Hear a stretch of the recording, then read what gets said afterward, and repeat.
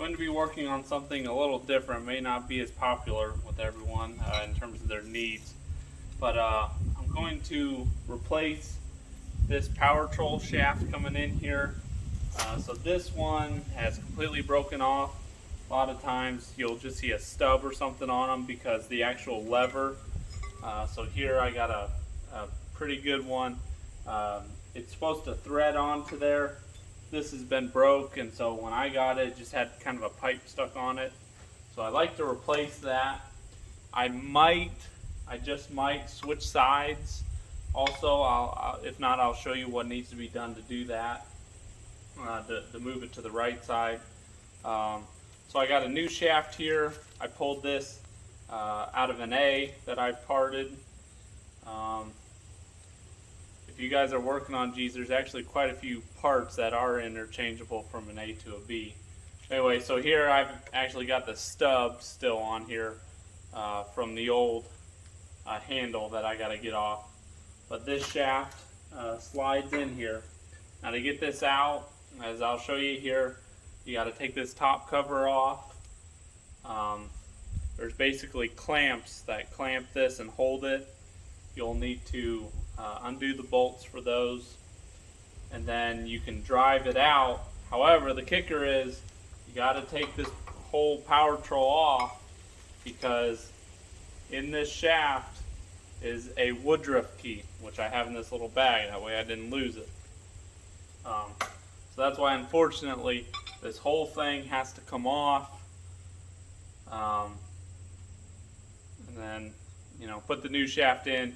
Make sure we get that woodruff key in there, get it situated right, and go from there. So let's tear into it. Never done this before myself. Okay, so we're actually going to start by draining any oil if there's anything left in here. I don't know that there is. It's been leaking for me. I'm trying to figure out where exactly it's leaking. I know it's actually leaking from this here. So when I have this apart, I'm going to take this off. I might even take it off now while it's bolted there, and see if I can get that to seal better. There's a copper washer under there. So we'll see here. Of course, this is going to go, if there's anything right on that drawbar.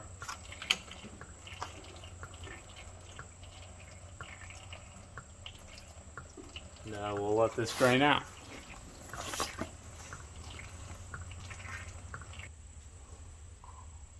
I guess I should mention there also is a drain plug here that you can just drain this portion.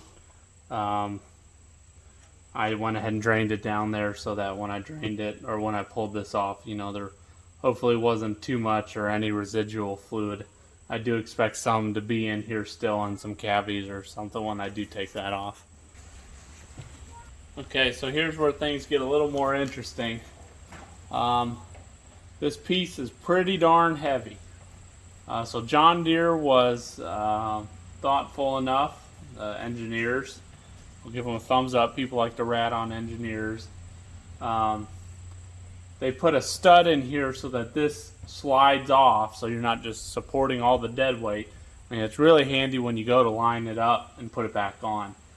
So right now I've got all of these 5 bolts out. I've got this bolt just at the end of the thread, but it's still holding on because I want to pop it free first. And then I've got the nut off that was off of here. And we'll take this off and look at it outside here. Okay, so here's what we got once we pull that off. You make sure you don't want to lose this, the spring in the shaft here. I went ahead and took the top cover off. So you can see, to get this shaft out, we loosen this bolt right here. And that loosens the pressure on that it can be hammered out. Now I talk about that woodruff key. So when you're sliding this out, that woodruff key will actually pop out right here. And so when you're putting it back in, Gotta make sure that woodruff key goes back in there. So I'm gonna go ahead and loosen that bolt and try and get this old shaft out. Okay, so not sure you can see it very well, but I've got the groove there. The woodruff key has to come out because of the way it sticks out, it won't let the shaft out. So what I actually did was I pounded on it out with the stub that was left. It came out, and since the woodruff key couldn't fit through it I kept hammering it, it actually cocked it a little bit and freed it for me. Now, not everyone may get that lucky. So from there, I tapped it back in the shaft, and I was able to just pull it out. So now that shaft is totally free and can rotate in there. I don't have it supported very well here, but totally free. So we'll hammer that out and see about it. If I want to change sides, what you do then is you pound out this end over here. So I'll think about whether I want to really do that or not. Alright, now I got what was supposed to be my good shaft here. To get this piece off, let's just say it didn't want to come off. I had PP blaster soaking in it for a few days, and it started spinning, so I was like, woohoo, I got it free. Well, it just spun the threads, and it pretty well ruined the thread that it was on. And to get this off, I ended up having to cut it, and I kind of split it like a nut. If you ever need to do this yourself, you can actually cut it at the end joint from the taper to the straight rod, and that's I mean, this really didn't go very far up in at all, probably not even fully through the hex length. So I think what I'm gonna do, I'm gonna see what thread this is, and get a die and clean up that thread that's there, and I might see if I can work a little more thread on there and start putting this thing back together. Okay, so plan C, this thread didn't meet anything that I had, so it must be like a pipe thread or something. That would maybe kind of make sense why, you know, it didn't like thread all the way on before. So I'm not sure why this works, but I ground this down so the old thread was kind of out of the way, what was kind of broken, and I used a triangular file, kind of cleaned up these threads a little bit, and then I had this in the vise, and I just kept working it on a little bit more, take it back a little bit more, take it back, almost acting like it was a die. And I think I got enough with the handle on it that it'll be okay. So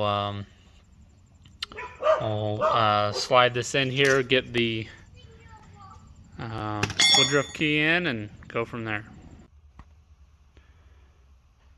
Okay, so I got the shaft back in.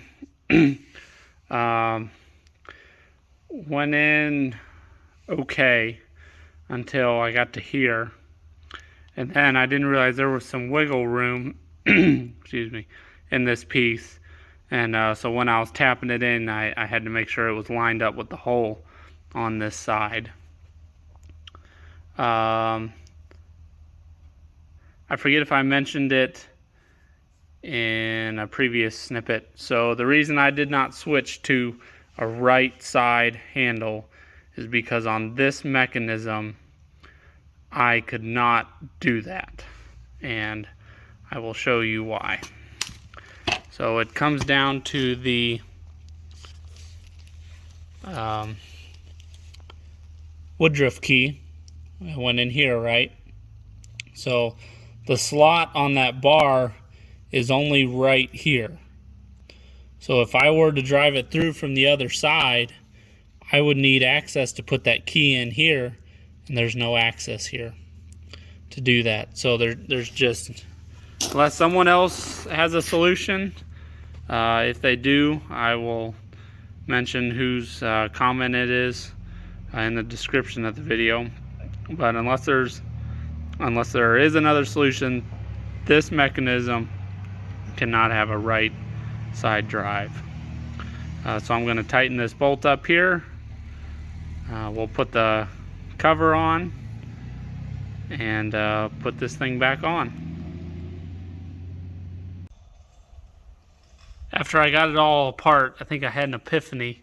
So I showed, that you couldn't get to that key, or the keyway to that slot Y. I actually think now, since there's so much bar hanging out here, if I had come from the other side, I could have drove it in to the other side. So, if the bar was on the other side, this would be shoved in even further, such that the keyway would be at that slot, and then I would draw it back out, so back into that mechanism. Not sure that makes sense without having it apart. I guess while I have this apart, I can show you the mechanism, kind of how it works. So there would be down, going forward, and then click, and then coming back. So you can see where, I don't know if you'd be able to tell in here, if I can adjust the light on my camera, but it's kind of like a groove there that it catches on,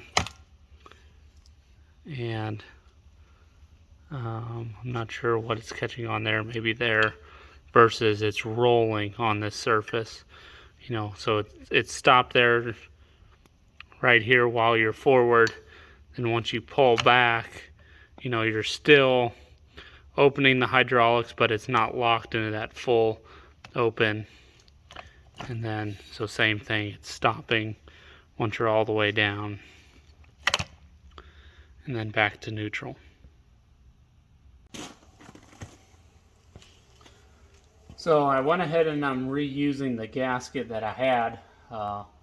Came off nice, it was nice and clean, so I put new gasket sealant on it, and we'll go from there.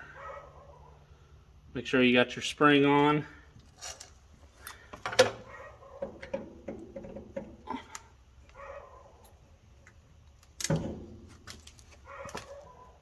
Now line up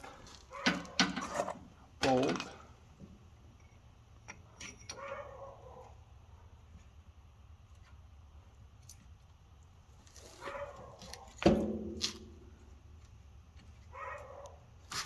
Just remember, you've got some, let's see, how many short bolts? 2 short bolts.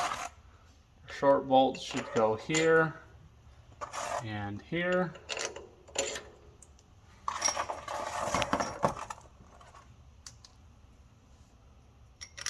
And these other ones are long. They may be different for different models of the Powr Trol.